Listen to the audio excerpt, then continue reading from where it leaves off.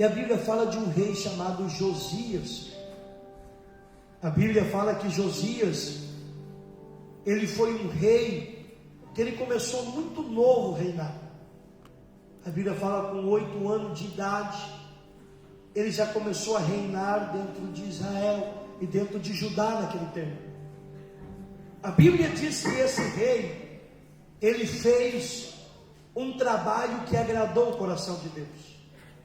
Nós sabemos pela palavra de Deus que quando se dividiu, a Bíblia vai dizer que quando se divide o reinado, e a Bíblia fala que 10 tribos vai para um lado, e a Bíblia fala que 2 tribos vai para outro lado. A Bíblia fala que Judá e Israel se divide. Judá ainda consegue alguns reis buscar a Deus, mas nem todos. Israel se corrompe. A Bíblia fala que mesmo assim Judá teve reis, que a Bíblia fala que entristeceu muito o coração de Deus. Reis que a Bíblia fala que começaram de alguma forma buscar a idolatria, buscar outros deuses.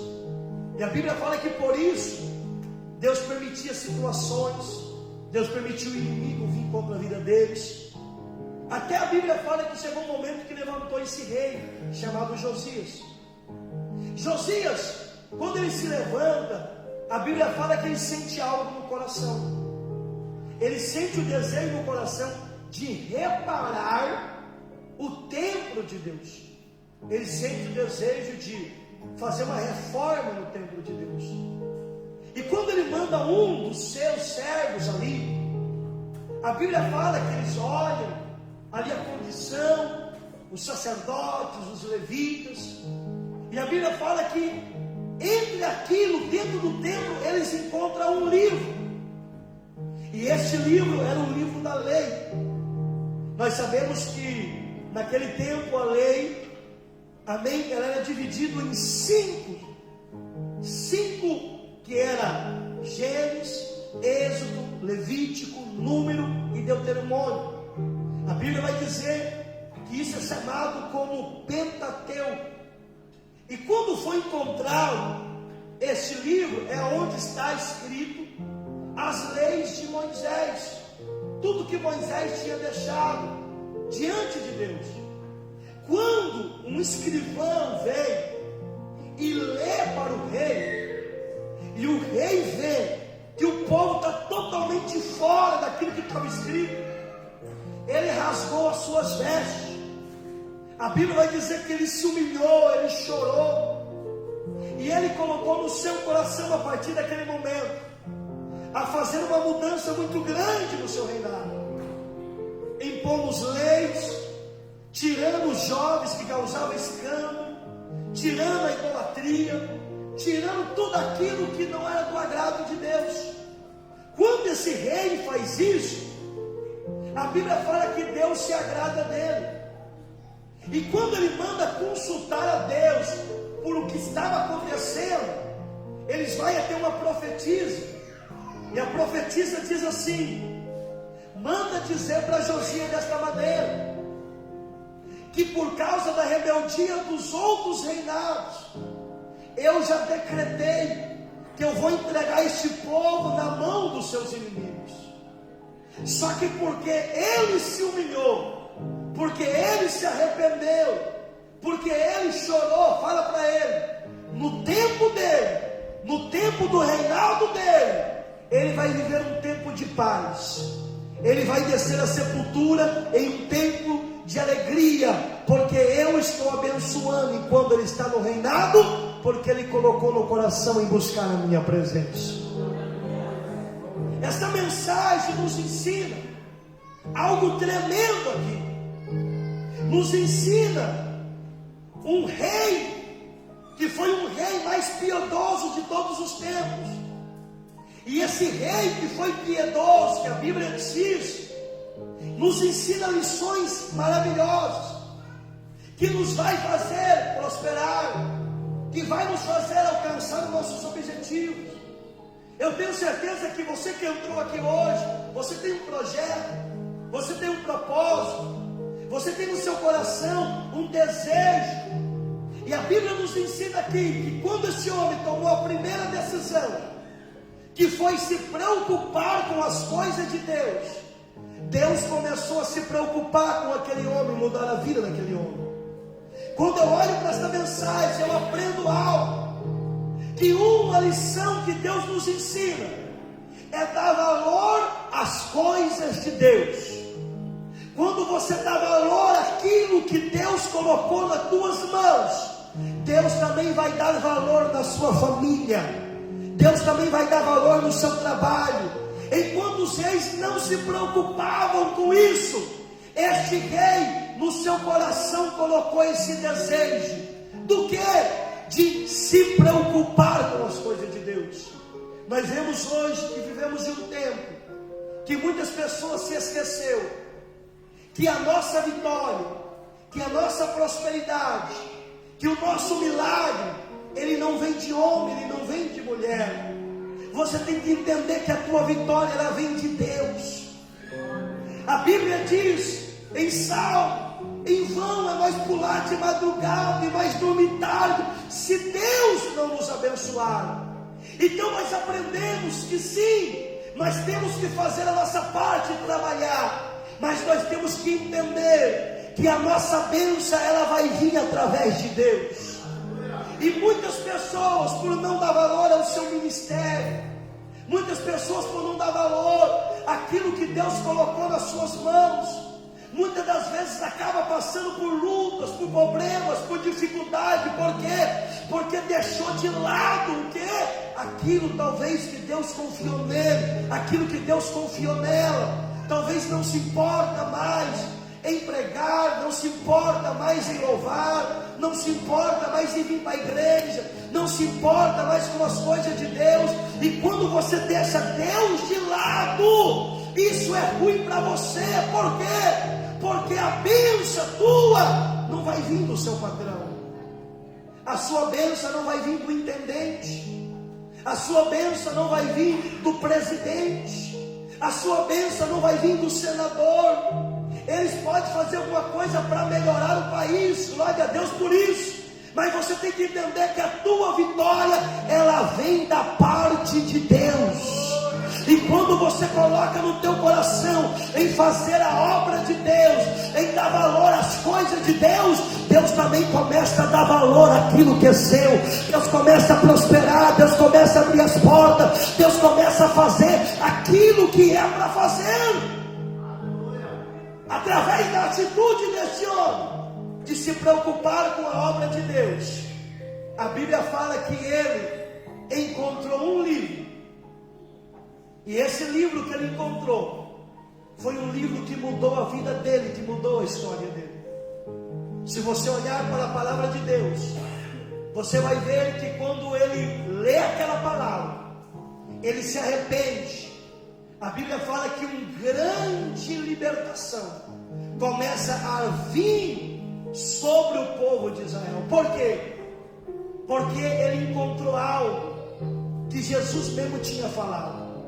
Ele encontrou a palavra de Deus, e uma certa vez Jesus disse assim, que ele comparava a palavra de Deus com um homem que foi para o campo. E este homem que foi para o campo, a Bíblia fala que ele encontrou um tesouro, e ele foi e vendeu tudo que ele tinha, tudo, para comprar aquele terreno, porque ele sabia que aquele tesouro estava ali. Talvez uma pessoa podia dizer dessa forma: mas essa terra não vale, o dinheiro que você está pagando, que você tinha, vale mais. Só que ele sabia que o tesouro que estava ali valia muito mais daquilo que ele estava vendendo. O que era esse tesouro? É a palavra de Deus, porque na palavra de Deus está escondido. Paulo diz: os tesouros, as pérolas, os mistérios mais escondidos, está escondido na palavra de Deus. Se você começar a olhar e estudar a Bíblia vai falar de alguns ministérios, e um dos ministérios é dons, e um dos ministérios de dons vai falar do dom da revelação. E o dom da revelação, sabe de onde que vai vir? Vai vir da palavra de Deus. Você vai ver que o dom da revelação você vai encontrar através da palavra. Por quê? Porque a palavra vai te dar a revelação profunda, oculta, escondida. E uma pessoa quando encontra, quando ele dá valor às coisas de Deus, ele dá valor à palavra de Deus, ele começa a viver esses tesouros que o mundo não pode lhe dar. Por quê? Porque a palavra, ela tem o poder de chegar na vida de uma pessoa, e ela tem o poder de mudar a vida desta pessoa. Se você olhar, existem pessoas que estão nas drogas, existem pessoas que estão no vício, existem pessoas que estão passando lutas, estão passando provas, e você vai ver que essas pessoas muitas vezes são internadas. Essas pessoas muitas vezes ficam 6 meses, 1 ano internadas, e você vê que eles voltam para casa, e você vai ver que muitas vezes eles começam novamente a fumar, começam novamente a se drogar. Por quê? Porque muitas das vezes não consegue a libertação. Mas você vai ver que quando a palavra de Deus entra na vida dessas pessoas, você vai ver que a palavra de Deus, ela tem o poder de libertar essas pessoas. Quantas pessoas que muitas vezes o homem com a força, o pai com a força, a mãe com a força, não conseguiu a libertação daquela pessoa, mas quando aquela pessoa teve um encontro com a palavra de Deus mudou aquela pessoa. Por quê? Porque este livro que Josias encontrou é a palavra, e essa palavra tem poder, e se você olhar, ela tem um poder tão grande, que a Bíblia vai dizer de um homem chamado Gargareno. Se você estudar a biografia, se você estudar a história deste homem, ele era preso com cadeias, a polícia não conseguia prender ele. Este homem era um homem que a Bíblia vai dizer que as pessoas tinham medo de passar perto dele. Ele vivia dentro do cemitério. Só que quando Jesus chegou na vida dele, a palavra chegou na vida dele, a palavra de Deus nos ensina que a palavra mudou ele, transformou ele, libertou ele, e ele estava aos pés de Jesus Cristo de Nazaré. Isso que a palavra faz, quer dizer, quando alguém dá valor à palavra, a palavra faz o que o homem não pode fazer. A palavra tira das drogas, a palavra cura, a palavra liberta. E hoje Deus te trouxe aqui para te dizer: se você dá valor à palavra dele aqui nessa noite, não importa qual é a maneira que você entrou, não importa qual é a tua situação, essa palavra tem o poder de entrar na tua vida ainda hoje aqui e mudar a tua história, e mudar a tua vida nesse lugar. Além de trazer libertação, essa palavra tem poder de trazer cura. Por que eu te digo que essa palavra tem poder de trazer cura? Porque existem pessoas que o médico manda para morrer em casa. Existem pessoas que o médico dá 6 meses de vida, 3 meses de vida. E muitas das vezes, quando essa pessoa, ele tem um encontro com a palavra, com o Senhor, essa palavra entra, cria fé dentro dele. E a fé que é criada dentro dessa pessoa opera um milagre que o médico não teve a capacidade de curar. Esse é o poder da palavra, é o poder transformador. E não só isso, não tem somente o poder de libertar e de curar, mas ela tem o poder de trazer alegria para dentro da tua casa. Ela tem o poder também de trazer o que? Proteção. Por quê? Porque a Bíblia diz em Provérbios 30, versículo 5, que a palavra de Deus, ela é escudo para todos aqueles que nele confiam. E além de trazer proteção, ela tem um poder muito maior. Que maior? Ela tem o poder de salvar as nossas almas. Uma certa vez, Pedro chegou até Jesus e falou dessa maneira: Senhor, eu larguei muita coisa, larguei a família, abandonei tudo para te seguir. O que eu vou ganhar com isso? Qual é a recompensa que eu vou ter com isso? A Bíblia fala que Jesus me olhou e falou desta maneira: a recompensa que você vai ter por dar valor à minha palavra é que você vai ter 100 vezes aqui, e ainda você vai ter a vida eterna lá no céu comigo. Esse é o poder. Josias deu valor a essa palavra, e essa palavra lhe mudou a vida, lhe mudou o reinado, lhe mudou a história. Além dessa palavra aqui mudar a vida de Josias, essa palavra trouxe um avivamento sobre não somente Judá, mas essa palavra trouxe um avivamento sobre o reinado de Israel e sobre toda aquela região naquele tempo. Porque a palavra, enquanto ela estiver presa, enquanto ela estiver fechada, enquanto alguém não dá valor a ela vai ficar assim. Só que essa palavra, enquanto ela é aberta, e quando alguém dá valor a ela, essa palavra ela tem poder sobre a vida daquele que crê. Por que eu te digo isso? Porque houve um tempo, se você olhar na história, em 320, 319, para frente é 320, você vai ver que a religião foi instalada. Até nessa época, você vai ver que os cultos eram nas casas, os cristãos eram perseguidos. Depois que Constantino, segundo a história, ele teve uma visão, que ele viu um X, ele viu um P, ele entendeu como o primeiro nome de Jesus em grego. E ele, quando ele colocou naquele coração, ele foi para a guerra e venceu. Ele colocou uma lei, que agora a igreja já não poderia mais ser perseguida, mas a igreja agora seria levantada dentro do Estado naquele tempo. E a igreja agora se torna o quê? Se torna uma religião dentro do Estado. Agora os que estão encabeçados, eles têm o quê? Eles têm a Bíblia na mão, eles têm o poder na mão.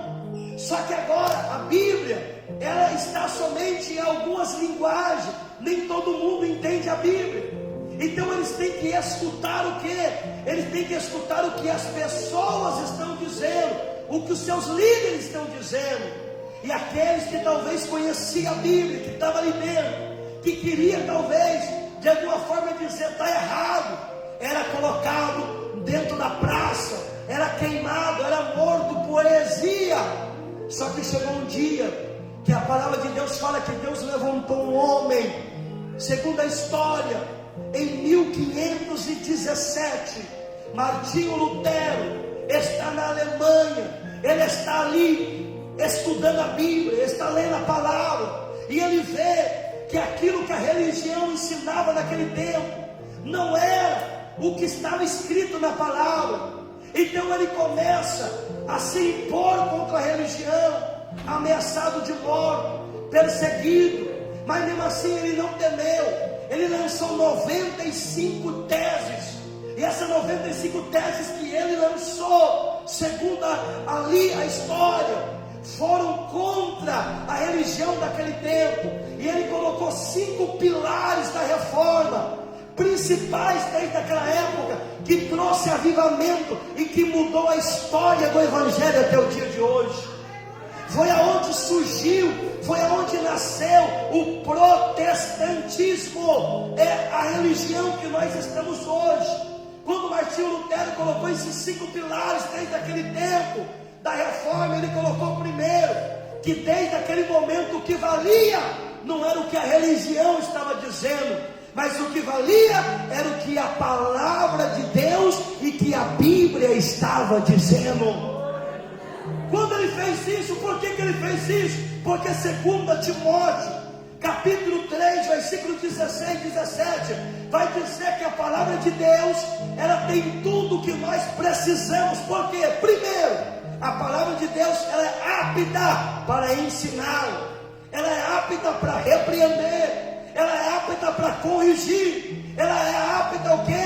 Para trazer justiça. E outro, ela é apta para aperfeiçoar todo homem, toda mulher que busca a presença de Deus.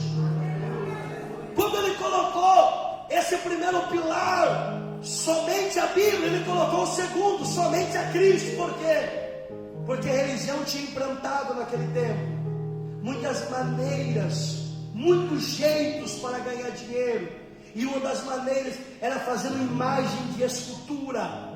O que eram as imagens de escultura? Era a imagem dedicada aos santos daqueles tempos, a Maria, a outro. Hoje mesmo eu estava no monte e eu estava explicando para uma pessoa que como que nós vamos orar e pedir para uma pessoa interceder para nós, se essa pessoa está morta. Porque a Bíblia não diz em nenhum momento que Maria foi arrebatada. A Bíblia não diz em nenhum momento que Jesus disse para Maria para que ela viesse interceder. Segundo a mente de alguns, segundo a crença de algum, que Maria está do lado de Jesus. E quando alguém diz Ave Maria, ou quando alguém diz a oração para Maria, segundo alguns, ela vai interceder para Jesus responder a oração das pessoas. Só que escute, a Bíblia diz que Jesus é o primogênito dos mortos. Quer dizer, Jesus é o único que ressuscitou depois. Quer dizer, se Jesus é o único que ressuscitou, então quer dizer que Maria morreu e que ela ainda está esperando o dia do arrebatamento. E se ela morreu e está esperando o dia do arrebatamento, como que ela pode interceder por mim? Como que ela pode interceder por você? Como que ela pode interceder por você? Não pode. Por quê? Porque ela está morta. Por isso que o Senhor diz em 2 Timóteo capítulo 2 e versículo 5: há um somente mediador entre o homem e entre Deus, e esse é Jesus de Nazaré, o Filho de Deus. Ele é o único que tem o poder de responder a minha e a tua oração. Em Atos dos Apóstolos capítulo 4 versículo 12 vai dizer a mesma coisa. Não há outro debaixo dos céus que tem o poder de nos ouvir a não ser Jesus. Por isso que Ele colocou, quem vai nos responder não é o São Jorge, quem vai nos responder não é a Maria, quem vai nos responder não é o São Pedro, quem vai nos responder é Jesus. Ele é o único que tem o poder de ouvir a tua oração e dar vitória diante da tua oração. Somente Cristo, outra que ele diz, somente a graça. Aquele tempo tinha um tempo de incrimência. A religião estava construindo uma basílica naquele tempo, e eles tinham a doutrina do purgatório. Há uma doutrina que é uma doutrina que não está na Bíblia. E o que é essa doutrina do purgatório? É que quando uma pessoa morre, essa pessoa vai para um lugar e essa pessoa fica esperando. Conforme alguns creem, eles fazem uma oração de 7 dias, de uma semana, e essa alma que está no purgatório vai sair e vai ir para o céu. Eles creem que a pessoa pode ter matado, pode ter roubado, pode ter feito o que for, mas eles creem que se a família orar, aquela pessoa vai para um lugar bom. Se isso for verdade, Deus é injusto. Se isso for verdade, Deus não é justo. Por quê? Porque Deus é um Deus que Ele diz na sua palavra que certamente o que o homem plantar, certamente isso ele vai colher.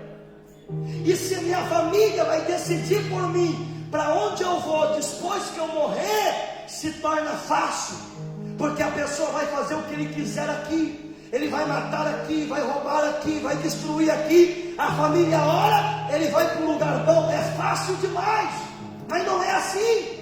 Nós sabemos que enquanto o homem tem vida, ele escolhe para onde ele vai. Se ele vai para um lugar bom que é o céu, ou se ele vai para o inferno que diz a Bíblia. E como que ele vai decidir isso? A maneira que ele vai viver aqui na terra. E segundo aquele tempo, eles estavam construindo, segundo a religião daquele tempo, se a pessoa desse um dinheiro, a pessoa que estava encarregada da religião iria orar, e aquela pessoa que estava no purgatório ia mais depressa para o céu. Aí Martinho Lutero vendo isso, ele diz: está errado, nós não precisa pagar para entrar no céu. Nós não precisamos pagar para ir. Por quê? Porque a Bíblia está dizendo, é somente a graça, que não é por dinheiro que nós vai entrar. É somente pela graça, quer dizer, Efésios capítulo 2, versículo 8. A salvação não, olha, vem pelas obras. A salvação é dom de Deus. A salvação eu não consigo comprando. Há uma certa vez que tinha um homem, que ele viu Paulo expulsando demônio, curando. Ele pegou um dinheiro e falou dessa maneira: eu te dou esse dinheiro, ora por mim, coloca esse dom sobre a minha vida. Ele olhou e disse: para trás de mim, Satanás, porque as coisas de Deus não se compram, as coisas de Deus se conquistam. Quem está entendendo, levante as mãos e diga glória a Deus. Então o que aconteceu? Por isso que ele diz: somente a nossa salvação vem pela graça, quer dizer, pela misericórdia de Deus, pela graça e pela fé obediente. Por isso que a palavra de Deus está dizendo que o quarto ponto do pilar que esse homem coloca é somente pela fé. Nós somos salvos somente, a Bíblia está dizendo em Romanos capítulo 5, versículo 1, sendo justificados, temos paz com Deus e temos paz com nosso Senhor e Salvador Jesus Cristo. Quer dizer, com Deus nós temos paz. Qual que é outro pilar? Somente Deus, a glória. Porque naquele tempo e até os dias de hoje, muitas pessoas têm o costume de, quando falhar, de quando pecar, ir em um certo lugar. Muitos têm o costume de chegar e dizer diante de uma parede: olha, eu pequei, eu cometi isso, eu cometi isso, eu cometi isso, eu cometi isso, eu cometi isso. A pessoa que está do outro lado vai olhar para ele e vai dizer: pode ir, porque os teus pecados estão perdoados. Espera aí, homem não tem poder de perdoar pecado de ninguém. O único que tem poder de perdoar os nossos pecados é Jesus Cristo de Nazaré. Há uma certa vez que João está tendo uma visão, ele vê um anjo resplandecente de glória, ele se ajoelha. Quando ele se ajoelha, o anjo fala para ele: não faça isso, se coloca de pé, se coloca de pé, eu sou conservo teu e conservo dos teus irmãos. Esses pilares, somente a Bíblia, somente Cristo, somente a graça, somente a fé e somente a Ele a glória. Quando essa palavra foi aberta e caiu na mão das pessoas, quando foi traduzida para o inglês, para o português, para o espanhol, você pode ver o que está acontecendo nos dias de hoje. Em todos os lugares que você chega, você vê a palavra de Deus sendo pregada, a palavra de Deus sendo anunciada. Por quê? Porque quando a palavra ela é descoberta, ela é aberta, ela traz avivamento aonde ela chega, para a glória de Deus. Quando Josias encontrou, isso trouxe avivamento. Qual que é a outra lição que eu aprendo aqui? Que Josias era muito novo. E sabe o que eu aprendo aqui? Que uma pessoa, para cuidar da obra de Deus, ele não precisa ter muito tempo de idade. Uma pessoa, quando ele quer verdadeiramente fazer as coisas de Deus, só depende dele abrir o coração e dar lugar ao Espírito de Deus para trabalhar na vida dele. Esse jovem, somente com 8 anos, começou a reinar e fez um reinado muito maravilhoso. Paulo também vai dizer, se você olhar para a palavra de Deus em 1 Timóteo capítulo 4, versículo 12, ele vai dizer desta maneira: olha, Timoteu, seja o exemplo. Eu sei que eles estão te rejeitando, talvez por você ser um pouco mais novo, só que seja o exemplo. E se você for o exemplo, os mais velhos vão ficar de boca fechada e vão ter que respeitar você, que eu te coloquei neste lugar. Por quê? Que eu aprendo que ele diz: seja o quê? Seja o exemplo no quê? No trato, na maneira de tratar, na maneira de agir. E muitas das vezes nós queremos fazer a diferença. O segredo está aí. Ser um exemplo o quê? No trato. ser um exemplo no amor, ser um exemplo o quê? No Espírito, ser um exemplo o quê? Na fé, ser um exemplo no quê? Na pureza. Quando alguém é o exemplo, Deus vai pelejar por ele, Deus vai pelejar por ela. Quando alguém, ele sabe respeitar, automaticamente ele vai ganhar respeito. Quando alguém automaticamente sabe amar, automaticamente ele vai receber amor. Quando alguém, ele é o exemplo no Espírito, vai ter pessoas que também vão se levantar no Espírito. Eu fico imaginando nos dias que nós estamos vivendo, como que vai ser a igreja daqui 20 anos, 30 anos, 40 anos, se Jesus não voltar, se eu e você não for o exemplo no Espírito. O que vai ser dos nossos filhos, da nossa geração? Pessoas fracassadas, que não vai ter poder para enfrentar o inimigo, para enfrentar Satanás, e a primeira luta que vai vir, ele vai cair, ele vai fracassar. Por quê? Porque não tem o Espírito, não tem o exemplo no Espírito. Nunca se preocupou em orar, nunca se preocupou em jejuar, nunca se preocupou em buscar a presença de Deus. E uma pessoa, quando ele não busca a presença de Deus, ele vai ficar fraco espiritualmente. E se ele ficar fraco espiritualmente, o diabo vai lhe derrubar, o diabo vai lhe prejudicar, o diabo vai em qualquer situação, vai fazer ele sair da igreja, vai fazer ele perder a bênção. Por quê? Porque ele não está firme espiritualmente. A primeira luta vai fazer ele abandonar a casa, abandonar o casamento, desistir de tudo, porque não está firme espiritualmente. Seja um exemplo na fé. Há pessoas que ele tem duas palavras, ao mesmo momento que ele tem fé, ele está acreditando, ele já está murmurando, dizendo que já não sabe o que vai fazer. Não é o exemplo na fé. Imagine a pessoa que está do teu lado se tiver desanimado. Imagina a pessoa que está do teu lado, se vê você murmurando, dizendo: e agora o que eu vou fazer? Agora o que vai ser? Se você é a estrutura, se você é o pai, se você é a mãe, se você é o obreiro, se você é o diácono, se você é o presbítero, o que vai ser dos novos convertidos, se nós não tivermos o exemplo da fé? O que vai ser para as pessoas que chegam novo na igreja? Se olhar para mim, olhar para você, a primeira luta, nós já começar a desacreditar, já começar a reclamar. O que vai ser deles?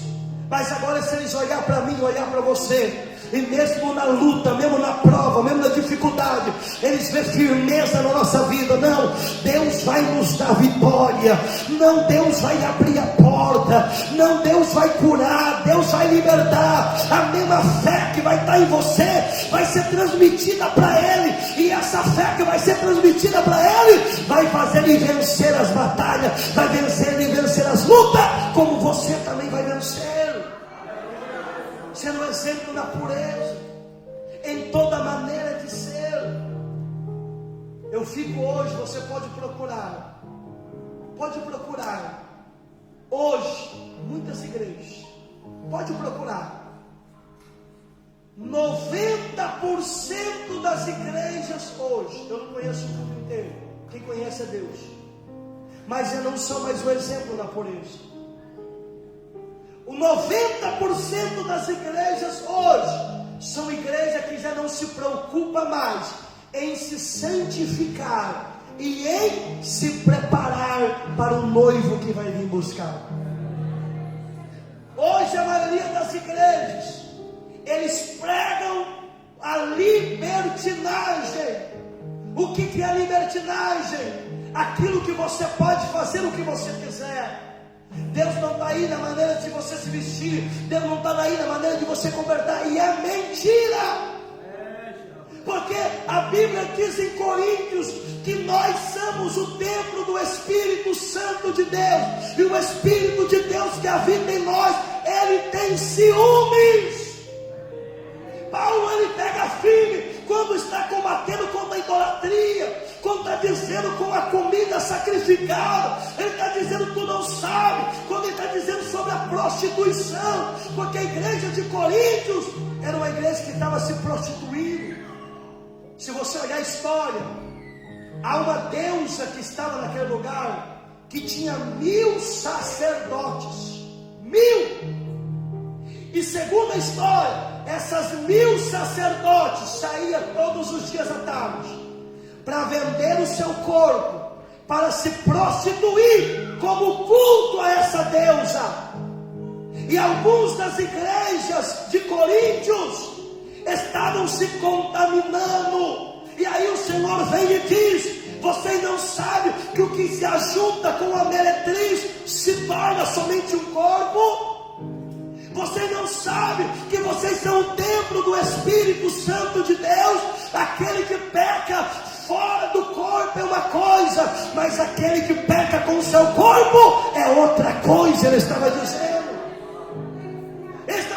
da pureza, de nós o que? Guardar a santidade.